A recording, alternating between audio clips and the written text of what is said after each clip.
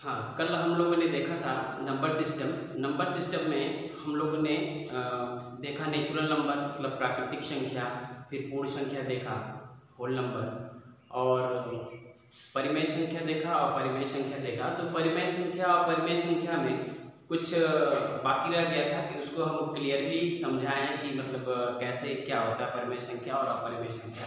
तो कुछ हमने पहले से ही लिख रखा है, देख लीजिए। अब देखते हैं रियल नंबर भी देख लेते हैं, रियल नंबर के कितने कितने पार्ट्स होते हैं। जैसे रियल नंबर वास्तविक संख्या, रियल नंबर को बोलते हैं वास्तविक संख्या। ये नेचुरल नंबर जो होता है उसको भी हम रियल नंबर बोल सकते हैं। जो होल नंबर होता है, होल नंबर मतलब पूर्ण संख्या, उसको भी हम बोल सकते हैं रियल नंबर। मतलब प्राकृतिक संख्या क्या हो रहा था, 1 से स्टार्ट हो रहा था। पूर्ण संख्या क्या हो रहा था, 0 भी शामिल हो जा रहा था प्राकृतिक संख्या में, तो पूर्ण संख्या बोलते रहते हैं। अब इंटीजर नंबर मतलब पूर्णांक संख्या, ये दो कल भी बताए थे कि ये पॉजिटिव और नेगेटिव नंबर्स और 0 को भी इंक्लूड करके हम बोलते हैं कि वो पूर्णांक संख्या मतलब इंटीजर नंबर होते हैं। अब चलते हैं रेशनल नंबर मतलब परिमेय संख्या। परिमेय संख्या मतलब ये क्या क्या आ जाएगा इसके अंतर्गत, परिमेय संख्या के अंतर्गत जो इंटीजर नंबर होते हैं यानी कि पूर्णांक जो होते हैं उनको भी हम परिमेय संख्या में रख सकते हैं, बोलते भी हैं उनको। और जो फ्रैक्शन होते हैं भिन्न मतलब p/q के रूप में जिसको लिखते हैं उसको भी बोलते हैं परिमेय संख्या।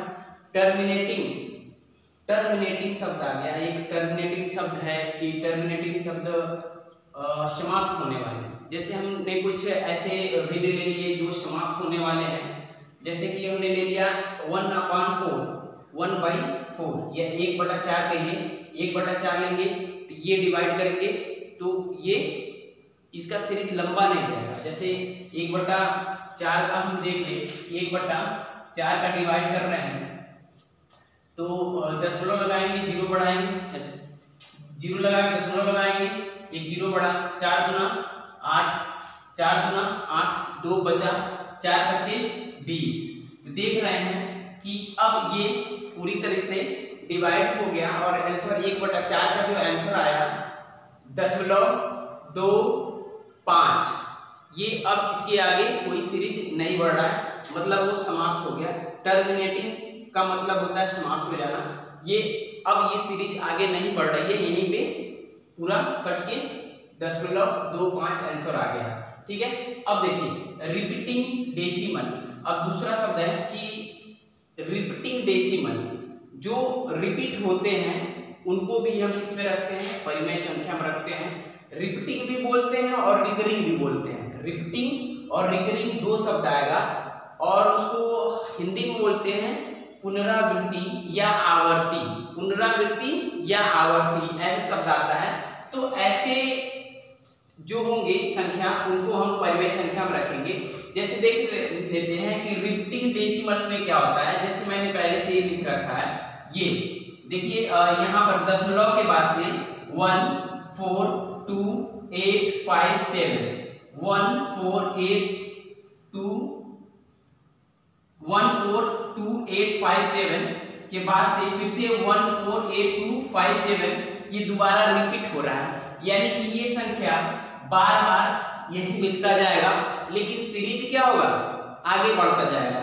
मतलब वो कटेगा नहीं, भाग डिवाइड देंगे हम, आगे बढ़ता जाएगा और यही बार बार आएगा वही, यानी कि उसी को बोल रहे हैं रिपीटिंग डेसिमल या रिकरिंग डेसिमल, पुनरावृत्ति या आवर्ती, वो बढ़ता ही जा रहा है। तो ऐसे संख्याओं को हम परिमेय संख्या बोलते हैं।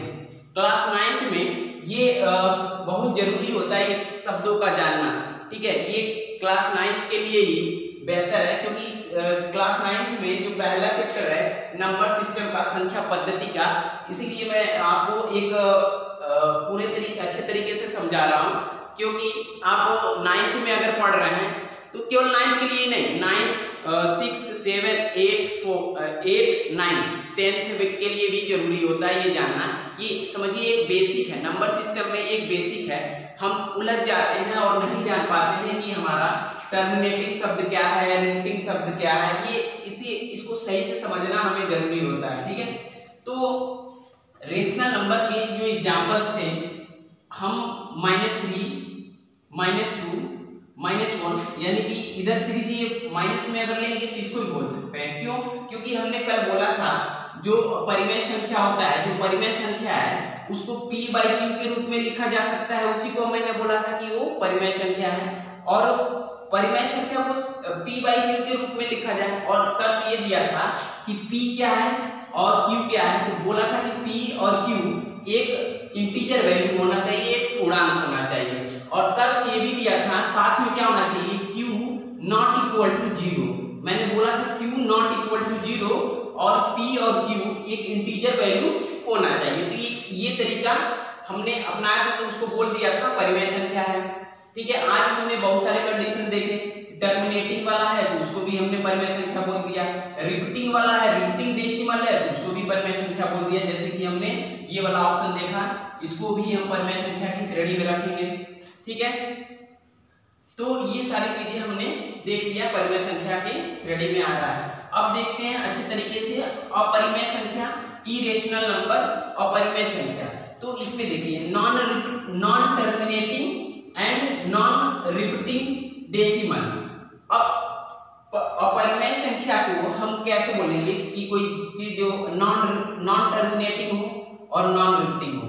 अभी हमने पढ़ा था टर्मिनेटिंग शब्द, यानी कि जो अगर कोई संख्या है, अगर हम उसको डिवाइड कर रहे हैं तो क्या हो रहा है, नॉन टर्मिनेटिंग, मतलब वो समाप्त नहीं हो रहा है, सीरीज बढ़ता ही जा रहा है, बढ़ता ही जा रहा है, और साथ में वो रिपीट नहीं हो रहा है। जैसे कि पाई का मान आप जानते हैं, पाई का मान आगे बढ़ता जाता है, पाई का मान, और वो रिपीट नहीं होता है, उसकी जो संख्या आता रहता है वो रिपीट नहीं होता है। इसलिए हम पाई के मान को, पाई को बोल देते हैं कि ये एक अपरिमेय संख्या है, इसमें कभी भी रिपीट नहीं होगा। जैसे कि मैंने एक एग्जांपल्स में लिख रखा है, ये पाई का भी मान है, देख रहे हैं ये संख्या सीरीज आगे बढ़ता ही जा रहा है, ये संख्या सीरीज आगे बढ़ता ही जा रहा है, लेकिन इसमें से कोई भी संख्या रिपीट नहीं हुआ है। ठीक है, बार बार नहीं आ रहा है, अलग अलग आता जा रहा है। तो नॉन टर्मिनेटिंग का मतलब ये हुआ कि सीरीज आगे बढ़ता जाएगा, डिवाइड करते जा रहे हैं तो डिवाइड करते जाएंगे तो आगे बढ़ता जाएगा ये, लेकिन वो पूरी तरीके से कटेगा नहीं, समाप्त नहीं होगा, मतलब टर्मिनेटिंग नहीं होगा, नॉन टर्मिनेटिंग होगा, और ना ही वो रिपीट होगा। एक ध्यान ये भी रखना है, कोई संख्या रिपीट नहीं होगा। जैसे यहाँ पर ये रिपीट हो गया है, कुछ संख्या के पास ये बार बार संख्या वही आ रहा है, तो इसको बोलते हैं रिपीटिंग डेसिमल। अब ये रिपीट ना हो और ये सीरीज आगे बढ़ता ही जाएगा तो उसको हम रखेंगे नॉन रिपीटिंग डेसिमल में। तो ऐसी संख्याओं को हम अपरिमेय संख्या बोलते हैं, ऐसी संख्याओं को अपरिमेय संख्या बोलते हैं। जैसे √2 का वैल्यू होता है, वो भी आगे बढ़ता जाएगा लेकिन रिपीट नहीं होगा, √3 की वैल्यू को भी आगे बढ़ता जाएगा और वो रिपीट नहीं होगा। तो ऐसी संख्याओं को हम अपरिमेय संख्या कहते हैं। तो एक चीज देखते हैं कि, और ये भी देख लेते हैं कि सम संख्या क्या होता है। सम संख्या, जो संख्या 2 से डिवाइड हो जाए उनको हम बोलते हैं सम संख्या, और जो संख्या 2 से डिवाइड ना हो उसे बोलते हैं विषम संख्या। सम संख्या का मतलब होता है इवन नंबर, और विषम संख्या का मतलब होता है ऑड नंबर। लिख देते हैं, कई लड़के जो है कंफ्यूज हो जाते हैं कि इंग्लिश मीडियम और हिंदी मीडियम। मैं दोनों लेवल का पढ़ा रहा हूँ, हिंदी मीडियम और इंग्लिश मीडियम, ताकि किसी को कोई दिक्कत नहीं हो। तो सम संख्या को सम संख्या को इंग्लिश में बोलते हैं इवन नंबर, ठीक है। और विषम संख्या को बोलते हैं ऑड नंबर, ठीक है। ये विषम संख्या को बोलेंगे ऑड नंबर। वो संख्या जो 2 से डिवाइड हो जाए उनको बोलेंगे सम संख्या, और वो संख्या जो 2 से डिवाइड नहीं होती है उसको बोलते हैं विषम संख्या। तो क्लास 9th के लिए नंबर सिस्टम का ये जो पहला चैप्टर है वो बहुत ही इंपॉर्टेंट था, तो इसको जानना बहुत ही जरूरी है। अगर आप ये नहीं जानते हैं तो बार बार आपका कंफ्यूजन बना रहेगा कि ये टर्मिनेटिंग क्या है, नॉन टर्मिनेटिंग क्या है। हाँ, आपके में ये शब्द इस्तेमाल किया गया, आवर्ती शब्द का रिकरिंग होता है, रिपीटिंग होता है, आवर्ती बोलेंगे, और एक शब्द बोला होगा अनावर्ती। अनावर्ती का मतलब होता है नॉन रिपीटिंग बोलेंगे, ठीक है। तो इस बात का ध्यान देना है कि आवर्ती और अनावर्ती में कंफ्यूजन नहीं होना है, ठीक है। आवर्ती का मतलब हो गया आपका रिकरिंग या रिपीटिंग, अनावर्ती का मतलब होता है नॉन रिपीटिंग और नॉन रिपीटिंग डेसिमल। तो ये चीज हो गया परिमेय संख्या और परिमेय संख्या हमने देख लिया। अब अगला जो लेक्चर होगा वो एक्सरसाइज का होगा। हम देखेंगे अब क्लास 9th के लिए, हम स्पेशली क्लास 9th के लिए ही पढ़ा रहे हैं, बट हमारे जो लेक्चर हैं वो 6, 7, 8 के लिए भी ये वाला चैप्टर जो नंबर सीरीज का जो हमारा ये 2 वीडियो हो गया, एक कल मैंने बनाया था और ये मेरा दूसरा वीडियो है। तो ये दोनों वीडियो 6, 7, 8, 9, 10 के लिए भी काम में आएगा। तो ये बेसिक था, तो बेसिक हम लोग ने देख लिया। Thank you. आप हमारे चैनल को सब्सक्राइब करें और लाइक भी करें, शेयर भी करें। Thank you.